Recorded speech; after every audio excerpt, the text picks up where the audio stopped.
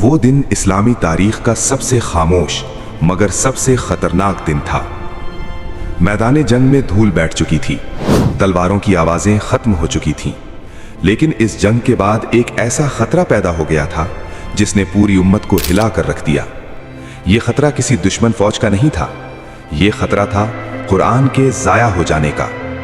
सोचिए, अगर वो मुकद्दस कलाम जो नबी करीम सल्लल्लाहु अलैहि वसल्लम पर नाजिल हुआ, अगर वो सहीफे जो सहाबा के सीनों में महफूज थे, अगर वो आयात जो नमाजों में पढ़ी जाती थी, अगर वो सब आहिस्ता आहिस्ता दुनिया से खत्म हो जाते तो क्या होता? क्या आज हमारे पास कुरान होता? क्या आज हम वही अल्फाज पढ़ रहे होते जो 1400 साल पहले नाजिल हुए थे? ये वो लम्हा था जब चंद लोगों ने एक ऐसा फैसला किया जिसने हमेशा के लिए कुरान को महफूज कर दिया। ये है कुरान की हिफाजत की अजीम जिद्दोजहद, the fight for Quran. Quran मजीद इस्लाम की बुनियाद है। ये वो किताब है जो अल्लाह ताला ने नबी करीम सल्लल्लाहु अलैहि वसल्लम पर नाजिल की ताकि इंसानों को हिदायत का रास्ता दिखाया जाए। नबी करीम सल्लल्लाहु अलैहि वसल्लम के ज़माने में कुरान मुकम्मल तौर पर तहरीरी शक्ल में एक किताब की सूरत में मौजूद नहीं था। उस वक्त कुरान को महफूज रखने का सबसे बड़ा जरिया हिफ्ज़ था। सहाबाए किराम कुरान को याद करते थे, नमाजों में पढ़ते थे और अपनी जिंदगियों में उस पर अमल करते थे। कुछ आयात हड्डियों पर लिखी जाती थीं, कुछ खजूर के पत्तों पर और कुछ चमड़े के टुकड़ों पर, लेकिन कुरान ज्यादातर इंसानों के दिलों में महफूज था। फिर एक ऐसा वाकया पेश आया जिसने मुसलमानों को एक बड़े खतरे का एहसास दिलाया। अगर कुरान को फौरन एक जगह जमा ना किया गया तो आने वाली नस्लों के लिए इसे महफूज रखना मुश्किल हो सकता था। ये वो लम्हा था जब कुरान की हिफाजत के लिए एक तारीखी फैसला किया गया। नबी करीम सल्लल्लाहु अलैहि वसल्लम की वफात के बाद इस्लामी दुनिया एक नए दौर में दाखिल हो चुकी थी।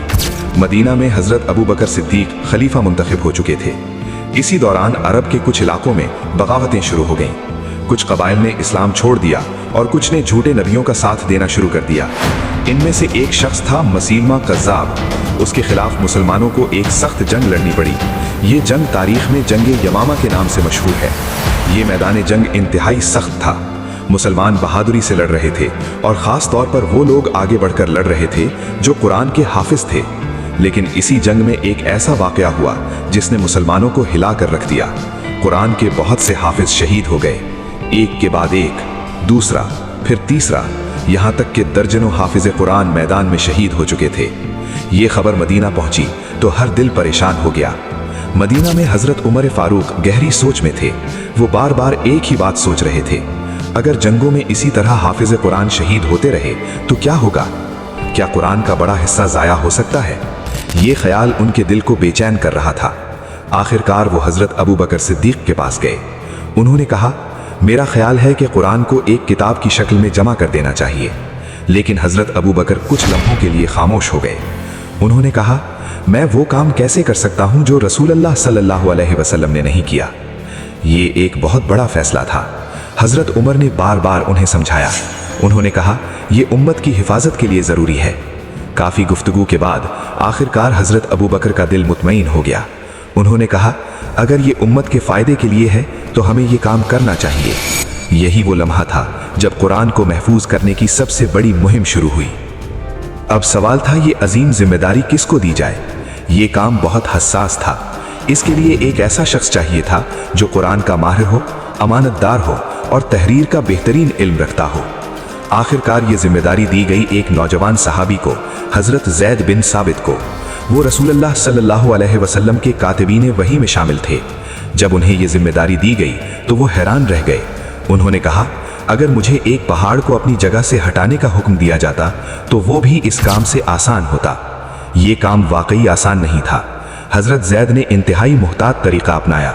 वो हर आयत को सिर्फ उस वक्त लिखते थे जब दो गवाह इसकी तस्दीक करते कि ये आयत रसूलुल्लाह सल्लल्लाहु अलैहि वसल्लम के सामने लिखी गई थी।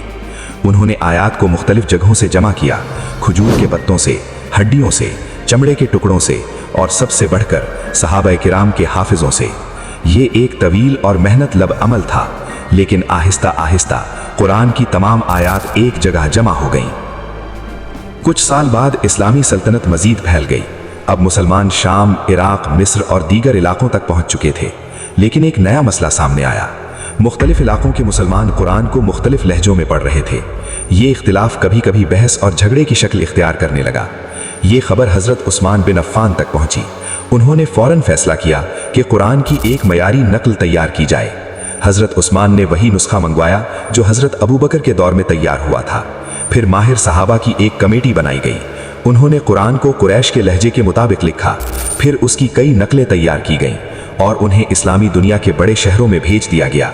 ये वो कदम था जिसने हमेशा के लिए कुरान को एक ही शक्ल में महफूज कर दिया। ये लम्हा इस्लामी तारीख के सबसे अहम लम्हात में से एक था। तसव्वुर कीजिए, मदीना में एक जगह सहाबा किराम बैठे हैं।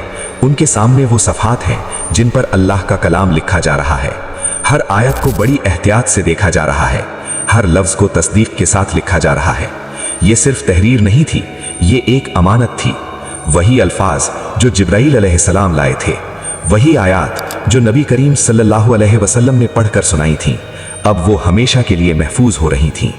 ये सिर्फ इंसानों की कोशिश नहीं थी, ये अल्लाह का वादा भी था। कुरान में अल्लाह ताला फरमाता है, बेशक हमने ही इस जिक्र को नाजिल किया है और हम ही इसकी हिफाजत करने वाले हैं। इसी वादे की तकमील इन अजीम सहाबा के हाथों हो रही थी। कुरान की हिफाजत की ये कहानी हमें एक बहुत बड़ा सबक देती है। ये सिर्फ एक किताब नहीं है, ये अल्लाह का पैगाम है जिसे महफूज रखने के लिए पूरी उम्मत ने कुर्बानियाँ दी। सहाबा किराम ने अपनी जानें दी, अपना वक्त दिया और अपनी जिंदगियां इस काम के लिए वक्फ कर दी। आज हम आसानी से कुरान पढ़ लेते हैं, लेकिन हमें याद रखना चाहिए कि इसके पीछे एक अजीम जिद्दोजहद है। असल सवाल ये नहीं कि कुरान महफूज है या नहीं, असल सवाल ये है, क्या हम कुरान को अपनी ज़िंदगी में महफूज कर रहे हैं? क्या हम इसे पढ़ते हैं? क्या हम इसे समझते हैं? और क्या हम इस पर अमल करते हैं? अगर हम वाकई कुरान से मोहब्बत करते हैं तो हमें इसे अपनी ज़िंदगी का हिस्सा बनाना होगा, और यही है कुरान के लिए हकीकी जिद्दोजहद।